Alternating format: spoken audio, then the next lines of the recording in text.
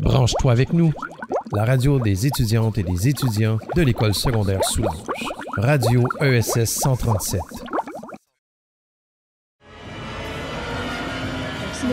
Y a-tu quelqu'un qui peut me barrer le nom de mon ex tatoué pour mettre celui de ma belle Chloé? Qu'est-ce que t'attends? Ben, on va commencer. Commençons avec nos invités, soit Coralie Vierge, Philippe Aumé et Majorique Robert. Pour nos chroniqueurs, nous avons Samuel Gosselin et il y a moi et Chloé Desrochers en tant que co-animatrice. Tatouage, perçage, chirurgie esthétique, tout ça comprend le changement corporel. C'est le sujet d'aujourd'hui. Pour mon sujet de chronique, j'ai décidé de vous parler de les changements corporels dans les différentes cultures. Avez-vous déjà entendu parler de la scarification corporelle? Dans le nord de la Papouasie-Nouvelle-Guinée, le long de la rivière Sepik, l'une des cérémonies d'initiation les plus extrêmes du monde est pratiquée. Les hommes du Sepik ont sur le dos, les épaules et le torse des petites incisions qui sont faites par des rasoirs. Dans le fond, c'est fait pour laisser des marques de relief ressemblant à une peau de crocodile. Je vous expliquerai pourquoi après. Dans le fond, tout ça, c'est produit pendant un rituel qui se passe dans une maison des esprits. Dans le fond, cette maison-là est vraiment décorée avec des peintures murales, des sculptures de toutes sortes d'animaux, cochons, serpents, aigles et plus. C'est les oncles qui amènent les garçons.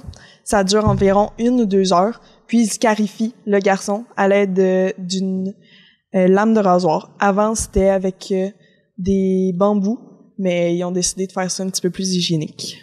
Donc, les personnes plus âgées jouent de la flûte pour les apaiser, puis ils appliquent de l'huile d'arbre et de l'argile de l'argile blanche pour éviter les infections. Dans le fond, tout ça, ça symbolise la purge du sang de leur mère, l'obtention de leur propre sang adulte. Dans le fond, tout ça, ça fait qu'ils deviennent adultes. Parallèlement à ça, justement, ils peuvent rester plusieurs mois à cette maison-là pour apprendre les esprits du village à pêcher, à tailler, à aider leurs femmes et leurs familles. Dans le fond, ils apprennent vraiment à devenir adultes. C'est le passage à l'âge adulte, c'est comme une puberté pour nous. Puis, je conclus avec ce que le chef a dit, et je cite, « Le crocodile est un symbole de pouvoir. Nous le craignons, mais tirons de l'énergie de ce pouvoir. C'est pour ça, dans le fond, qu'ils vont se faire scarifier des bosses, comme le crocodile. » De plus en plus, elles sont à la mode, mais quoi choisir, l'aiguille ou le pistolet? Quelle est la meilleure option pour se faire percer les oreilles?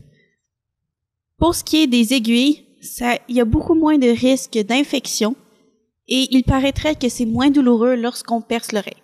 Parce que entre l'aiguille et le pistolet, l'aiguille perce et le pistolet déchire la peau.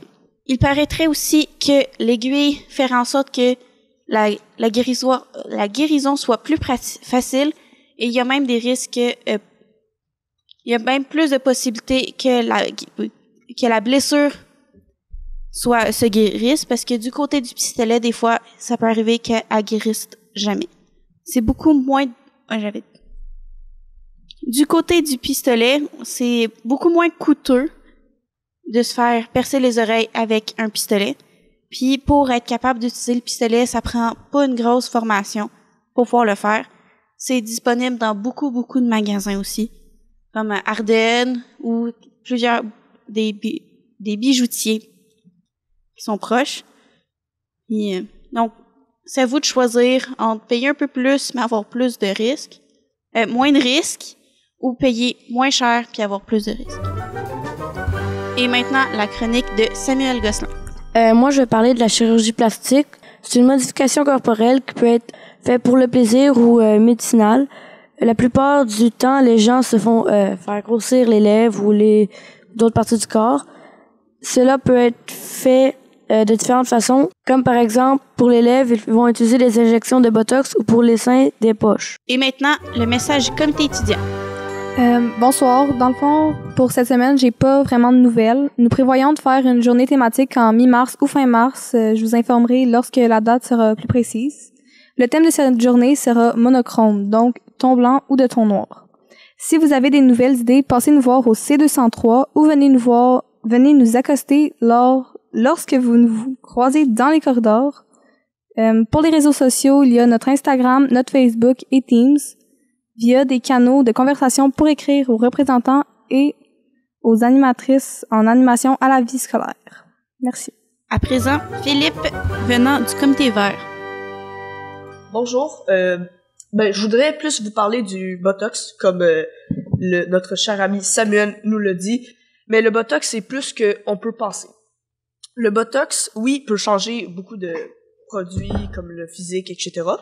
Mais il a beaucoup plus d'avantages que la chirurgie plastique, comme se faire grossir les fesses ou se faire grossir les mains, etc. Premièrement, le Botox peut disparaître au bout de peu de temps. À un moment donné, il peut disparaître naturellement. Il est aussi beaucoup plus facile de se faire du Botox, alors que la chirurgie plastique, c'est moins bien. C'est beaucoup plus dommageable pour le corps. Et troisièmement, c'est complètement naturel. Je dirais que le Botox, c'est peut-être le poison le plus dangereux pour les rats, mais pour le corps humain, c'est complètement innocent. Ça peut rien faire. Puis ça fait juste grossir les trucs. Ça fait rien d'autre. C'est donc le plus naturel, le plus écologique, le plus sûr, le plus important. Nous passons maintenant à notre table ronde. Le sujet d'aujourd'hui, la question que nous vous posons est...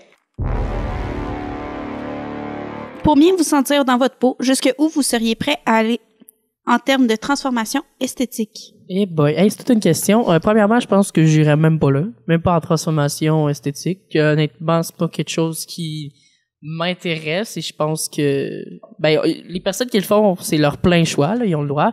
Mais selon moi, je pense que je n'irais juste pas par là, donc je serais pas prête à faire ça, tout simplement. La chirurgie esthétique va dans beaucoup de choses.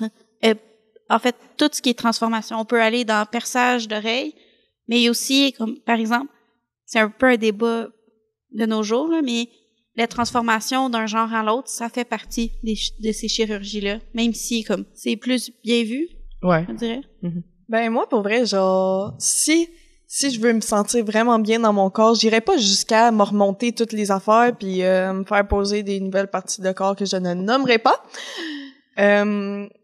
Anyway, c'est ça. Je parlais pas du transgenre, je parlais d'autres places. Anyway, c'est ça. Genre, mettons que t'es pas satisfait de ton nez, que, tu sais, c'est quand même en plein milieu de ton visage, puis il faut vraiment que tu t'acceptes sur toi, mais il faut vraiment que tu réfléchisses. Tu sais, il y a des gens que depuis, qui sont adolescents, qu'ils veulent changer leur nez, puis il faut vraiment que ça soit une décision réfléchie. Ou, tu sais, je parle du nez, ça peut être les oreilles, ça peut être n'importe quoi. Mais je pense que si tu choisis vraiment un docteur, une institution qui est safe, Fiable, oui. Fiable, merci. Puis que tu y as vraiment réfléchi, que tu investis là-dedans, puis tu fais pas je vais prendre le moins cher, puis que tu y as vraiment réfléchi, je pense que c'est quand même une option qui devrait être considérée. Effectivement. Faut aussi penser qu'on devrait pas aussi se fier aux stéréotypes de beauté, parce que souvent ça va beaucoup impacter sur comme notre estime de soi par rapport à notre corps. Oui, exactement. Je pense aussi que on devrait s'accepter comme qu'on est, qu'on devrait essayer de vraiment se voir qu'est-ce qu'on est vraiment, sans se dire tout le temps oh my god, je suis comme ça, je suis comme ça. Vraiment d'apprendre à s'aimer comme qu'on est. Puis plus tard, quand vous serez plus vieux, genre 18, 20, 30, est-ce que vous feriez un tatouage? Honnêtement, je vais y aller parce que visiblement, il n'y a pas grand réponse à notre table ronde, mais c'est correct. Je sais pas. Ben là, pour l'instant, de ma mentalité que j'ai en ce moment, non, c'est pas quelque chose qui m'intéresse. Pas de là à bannir le tatouage, c'est beau, c'est une forme d'art, là, ceux qui le font ou ceux qui l'ont. Mais plutôt, généralement, quand on fait un tatou, il y a aussi un travail de dessin derrière tout ça, souvent chez les tatoueurs. Donc, c'est quand même quelque chose d'intéressant pour ceux qui le veulent. Mais honnêtement, en ce moment, c'est pas dans mes plans. Personnellement, pour moi, les tatouages, ça a toujours été genre un peu bizarre de s'en mettre sur le corps. Je dis pas que c'est horrible, comme comme Majorique le dit. Mais je dis juste que tu dois être vraiment sûr de toi pour t'en faire. Il faut vraiment que tu choisisses bien ton tatouage.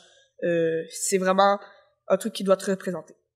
Surtout que c'est difficile une fois enlever les tatouages, c'est vraiment difficile. Ça fait ultra mal. Il y a comme soit le recouvrement, mais c'est juste remettre un tatouage. Fait que si tu veux plus de tatouage, c'est pas une bonne option. Ou le laser, mais le laser, c'est douloureux. Puis en plus de ça, c'est beaucoup de fois pour le faire enlever. Moi, personnellement, un tatouage, ça serait envisageable si pour les membres de ma famille, mais ça serait pas des noms écrits, ça serait, admettons, t'as un arbre, puis là, admettons, t'as un enfant, tu rajoutes une fleur, tu rajoutes une feuille, tu rajoutes quelque chose comme ça. Ça serait vraiment pour représenter ma famille, ça serait pas, admettons, oh wow, je trouve un chat beau, mettez-moi là sur la cuisse, tu sais. Ça serait pas ça, tu sais. Puis ça laisse place à notre question choc qui est, pour 25 000 $, seriez-vous prêt à vous faire tatouer un sandwich sous-marin sur le front? Ça vient, c'est inspiré d'une une tendance qui est qui est encore là. C'est si tu te fais tatouer un sous-marin, tu peux aller dans un Subway puis ils vont te donner un Subway gratuit. C'est dans un Subway ils font ça. C'est quand même assez drôle. Ouais. Je ne ferais sûrement pas me faire tatouer un sous-marin dans le front. Je fais effectivement. Mon corps, c'est le mien, puis même si c'est pour avoir de l'argent, je le ferais pas. Puis admettons, là, que tu peux considérer le laser après, puis qui est payé pis tout ça. Combien d'argent vous seriez prêt à accepter pour faire ça? Aucunement, hein, mais faire foutre un sous-marin dans le front, là, il faut vraiment que t'aimes ça le Subway, là, mais non, aucunement. Aucune somme d'argent pour ce genre de truc-là. On va laisser les gens qui font la tendance y aller, mais non, aucunement. Je dirais sûrement 1 trilliard de dollars. Quand même. Ouais, ben moi, pour 2 millions, je dirais pas non. OK, vous aviez déjà des 6 chiffres, c'est pas pire. Ouais, ben, tu sais, mettons, pour 25 000, pas tant que ça, là, mais on aurait pu en avoir des tordus. On les aurait démystifiés, mais ce n'est pas grave. Mettons, tu payes ta maison avec un sous-marin dans ton front. Tu sais, mettons, tu sais, 700 000, 800 000, t'as quand même une maison assez raisonnable. Non, aucunement, je le ferais pas. Non. Moi, peut-être pour une couple de millions, là, tu sais. Une couple de millions? Ouais. OK. Ou peut-être des milliards, tu sais. J'aime bien la manière que tu l'as dit, Samuel. Tout relax. Ouais, tu sais, là. Une couple de millions, là, tu sais, tout le monde a ça chez eux, là. Let's go, t'as tout un sous-marin, j'ai le goût de voir ça. 7 millions. Non. Dans le front, en plus, ça doit faire vraiment mal. Pardon. Ben, ça dépend de où c'est dans le front. Ça pourrait être tout petit dans le front aussi, ou ça peut être un gros sous-marin faisant tout. Ah ouais, mais là, mettons, là, tu caches ça sous tes intense. cheveux, là, tu mets ça là, c'est pas pire. C'est trop. Ouais, Coralie, t'en penses quoi? Honnêtement, je le ferais juste pas parce que c'est juste de l'argent, là. Mais si t'as un toupette, Oh! Même à ça. Non, on Un considère toupette. le toupette, là, c'est quand même une solution. Toupette. C'est quoi le vrai mot de ça? La frange. Une frange, ouais. Ah, ouais, OK. Il me semble, tu sais, c'est... La Je frange vois pas... carrée. t'es Là, vraiment frange, là. J'embarque dans un autre sujet, mais il me semble que je vois pas un Français arriver et dire « T'as le toupette à l'air, tu sais. » Il me semble que Non. ça doit être un mot qui vient d'ici. Non, mais il dirait Ça peut genre, porter t'as en le confusion de toupet dire à l'air. toupette, là, mais, tu sais, en tout cas. Ouais, j'avoue. Mais c'est comme dit en québécois, mais mettons, tu vois, il arrive, le toupet. Mais ouais. Le toupet. Ah. Le toupet. Mais bon. C'est ce qui conclut notre table ronde. Vous pouvez nous écouter sur le Facebook de la radio ESS 137, la chaîne YouTube de la radio ESS 137. N'hésitez pas à vous abonner pour nous suivre et pour en savoir plus sur notre radio-école, visitez le site web de la radio en cherchant Radio ESS 137 dans le moniteur de recherche de votre choix.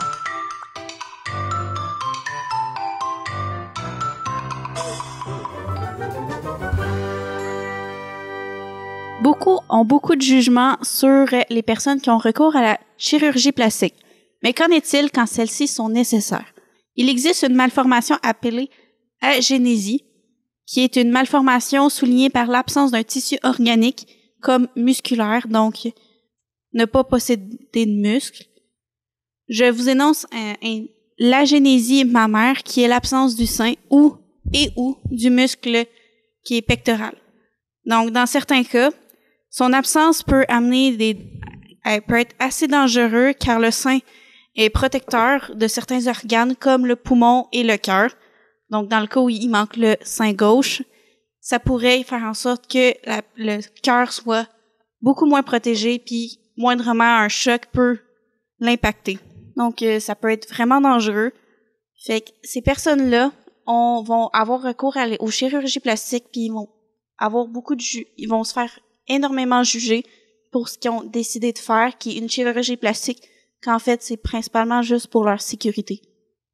Donc, sachant ces informations-là, est-ce que vous seriez prêt à tout de suite juger sur les personnes qui ont recours aux chirurgies, ou vous allez penser un peu plus à leur propre histoire? Ouais, je vais relancer encore le sujet, mais honnêtement, oui. Ça, tu sais, il y en a qui le font vraiment et le disent ouvertement que c'est pour, mettons, être beau, belle et tout ça. Mais je pense que, sachant l'histoire des fois, parce que je sais qu'il y en a qui ont recours à ça pour régler certains trucs ou tout ça, je comprends pas. Il y a de ça de quelques semaines, vous deux, toi puis Coralie, vous aviez eu la chance d'interviewer une personne, je pense que c'est un DJ, quelque chose genre? Chanteur. Chanteur, oh mon Dieu. C'est correct. Ouais, c'est ça. Donc, ça s'est passé le 13 février dernier à 16h30. On était en YouTube en direct. Donc, c'était partagé sur cette plateforme-là. On le rencontrait parce que c'était pendant la semaine de la persévérance scolaire qui se déroule dans les écoles du Québec. Et puis, il venait justement, lui, 2 jours plus tard à l'école. Donc, les gens pouvaient écouter ce direct-là et ensuite le rencontrer à l'école pour ceux qui étaient choisis. Donc, ça fut une soirée assez intéressante. Quelques problèmes techniques, mais honnêtement, on a eu une belle auditoire. Et puis, là, je pense que ça a touché 150 vues récemment. Fait que ça fait beaucoup de monde qui ont écouté, honnêtement. Est-ce que c'est stressant de faire du direct, surtout pour Coralie, que c'était ta première fois, je pense? Oui, ben comme filmer aussi, mais pas... Ben oui, on va dire ça de même. Mais oui, c'était quand même assez stressant, puis c'est ça. Vous aviez parlé du fait que vous aviez eu des problèmes techniques, et comment vous avez pu les régler, puis c'était quoi en fait vos problèmes techniques? En fait, je vais commencer par ta deuxième question en même temps dans ta question. Qu'est-ce qui est arrivé, c'est que on n'a pas trouvé la source du problème encore, mais on suppose que c'est ça. On parlait d'une marque connue et puis d'un moment à l'autre, le son a coupé pendant 1 minute. Alors, dans mon logiciel qui envoie le flux en direct, là, c'est un peu compliqué, là, mais donc le logiciel qui gère tout ça, le son rentrait, la vidéo, tout ça, mais c'était un problème du côté de YouTube. Donc, YouTube a coupé le son du direct pendant 1 minute. Comment j'ai réglé ça? Bon, on a juste attendu que tout fonctionne. Au début, je pensais que c'était dans mon logiciel, fait que j'ai coupé le son, rallumé le son. Et puis pendant tout ce temps-là, il y avait genre mes parents, gens qui m'avaient écrit aussi, technicien audiovisuel ici, puis tout plein de personnes qui m'écrivaient comme quoi ça fonctionnait plus. Et moi, ben là, j'étais comme, oh mon Dieu, qu'est-ce que je fais? Est-ce que ça va s'arrêter là? Est-ce que je l'arrête? Pas besoin de vous dire que j'ai lâché quelques mots très le fun à entendre. Et puis j'ai essayé de régler le problème. On a attendu, puis finalement, ça a été correct. Puis des fois, le son coupait, mais de ce que j'ai eu, des commentaires des personnes qui l'avaient écouté, c'était quand même le fun à écouter malgré qu'il y avait quelques coupures. On peut pas être parfait, parce qu'on va se le dire, c'était une diffusion en direct. Mais c'était le fun, une belle discussion de 1 heure. Beaucoup de matériel à préparer. Ça m'a pris 2 heures à préparer tout le matériel pour finalement tout enlever ça en 15 minutes. Oh. Mais c'est disponible sur le YouTube de Viens-tu jaser en direct et sur la page de l'école. Et aussi le gars qu'on a reçu, Sébastien, de son nom d'artiste Maddie Bucking, va faire un lancement de son album le 15 mars prochain. Il reste une dizaine de billets. Fait que s'il y en a que ça leur intéresse, on pourrait mettre le lien aussi pour aller chercher des billets pour son lancement qui est à Montréal. C'est super cool. Si une nouvelle proposition de faire quelque chose du genre, est-ce que vous la prendriez? Ben, je vais te laisser répondre, Coralie, après je vais répondre. Ben, honnêtement, oui. Si j'avais la chance de refaire un enregistrement en direct, je la prendrais, là. Puis... C'est sûr que je vais recommencer aussi. C'était vraiment le fun. Moi, j'aime ça le direct. Je trouve que c'est encore plus stressant, puis on dirait que t'as encore moins intérêt à te tromper. Tandis que, tu sais, quand on enregistre, on est comme, le montage va arranger les choses. Mais là, le direct, on dirait que ça te met une pression, le fun, agréable, puis le fait de faire comme OK, ça commence dans 5 minutes, on a l'interaction aussi en direct avec les gens qui étaient sur le clavardage en direct, fait ça c'était le fun. Puis des messages d'encouragement aussi pendant l'entrevue en direct, c'est vraiment cool. Fait que c'est une belle expérience. Est-ce que vous avez aimé ça le faire? Je suppose que de ce que vous avez entendu, j'ai entendu oui, mais oui, honnêtement, c'était le fun. C'était très agréable. Sébastien répondait très bien à nos questions. L'entrevue a duré 1 heure à peu près. Fait que c'était vraiment intéressant. Puis tu sais, quand tu as le contact avec l'invité puis que tu t'es stagné dans la discussion puis tu es toujours en train de rajouter des questions en rapport à ce que tu lui as dit juste avant. Comme il y a une question au début, je pense qu'elle a duré une demi-heure, le même type de question. On parlait des Crocs. On se lançait des débats qui avaient nécessairement pas rapport avec ce qu'ils faisaient, mais c'était le fun de comme alléger l'atmosphère et puis détendre l'ambiance avec tous les gens qui nous écoutaient. Fait que c'était divertissant, agréable, puis nouveau pour nous deux parce que c'était la première fois que je faisais un direct. Puis je pense que peut-être que ça stressait un peu tout le monde qui était alentour, surtout que ça faisait à peu près 3 semaines qu'on prévoyait le tout. Vous étiez aussi les animateurs de secondaire en spectacle qui a eu le 21 février, je me trompe pas? Ouais, c'est bon. Donc, est-ce que vous avez eu le trac? Oui, beaucoup. Comment dire? Au nombre de fois que je me suis dit, est-ce qu'on va y arriver? Tu sais, autant que moi, ça me stressait, puis c'est pas la première fois que je faisais de la scène. Puis à chaque fois, t'es comme, OK, c'est bientôt le show, tu sais. Puis là, moi et Coralie, on prenait pas ça au sérieux au début, là.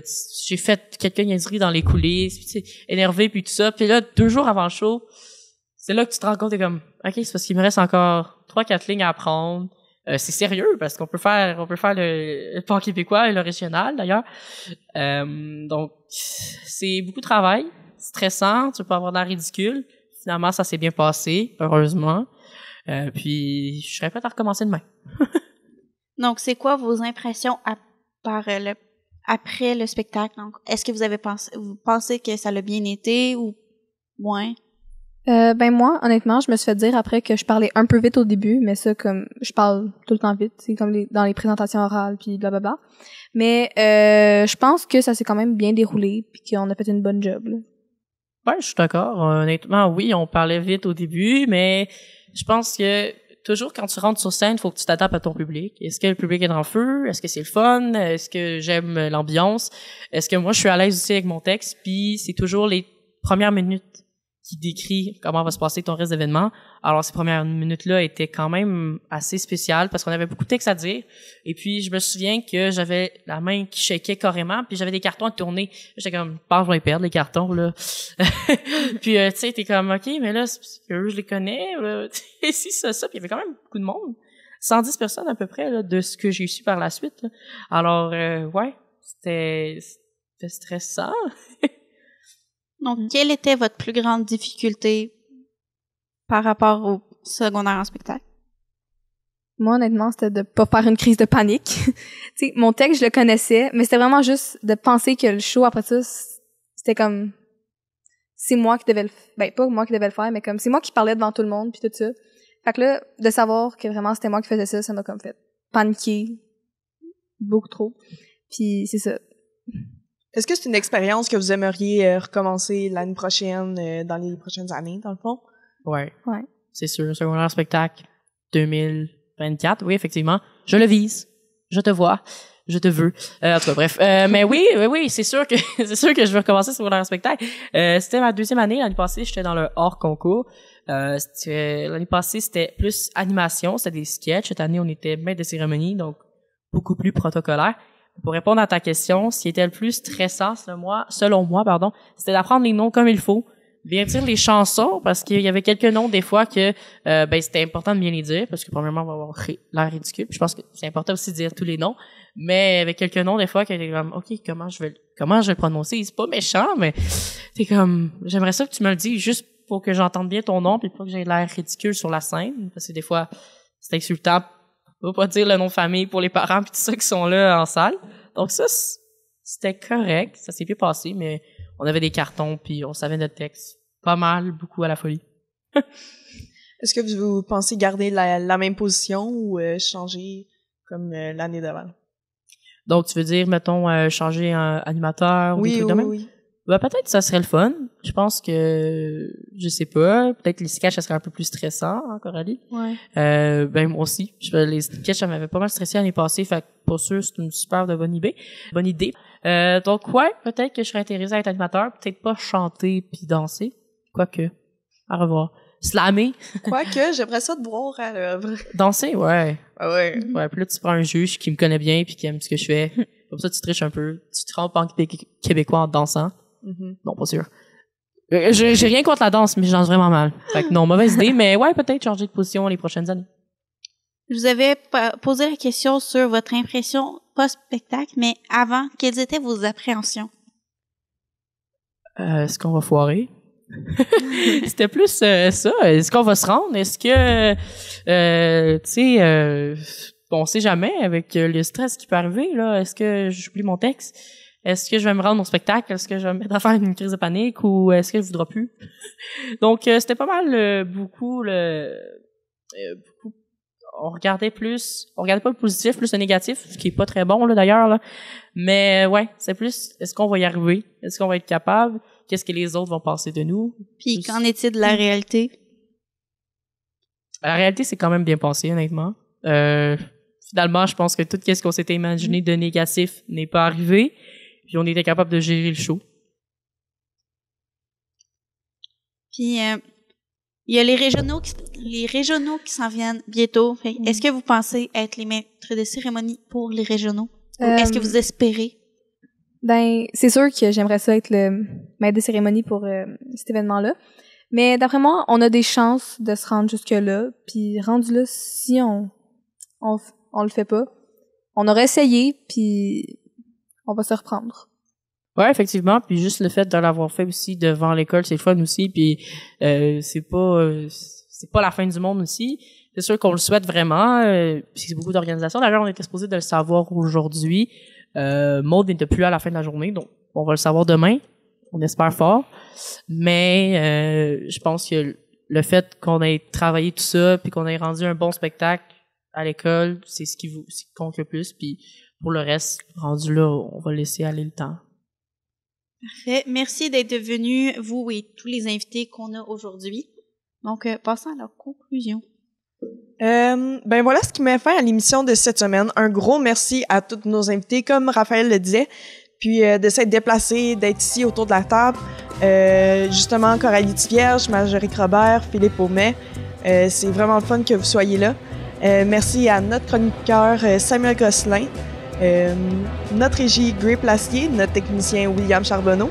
Je suis Chloé Desrochers, co-animatrice avec Raphaël Landry, et nous vous donnons rendez-vous pour une autre émission très bientôt. Restez à l'affût, suivez-nous en vous abonnant sur nos plateformes. Merci à l'École secondaire Soulanges de nous permettre de réaliser ce projet de radio, ainsi qu'à l'équipe technique d'infrastructure sous la direction de Jean Léger pour la captation et la mise en ligne de l'émission.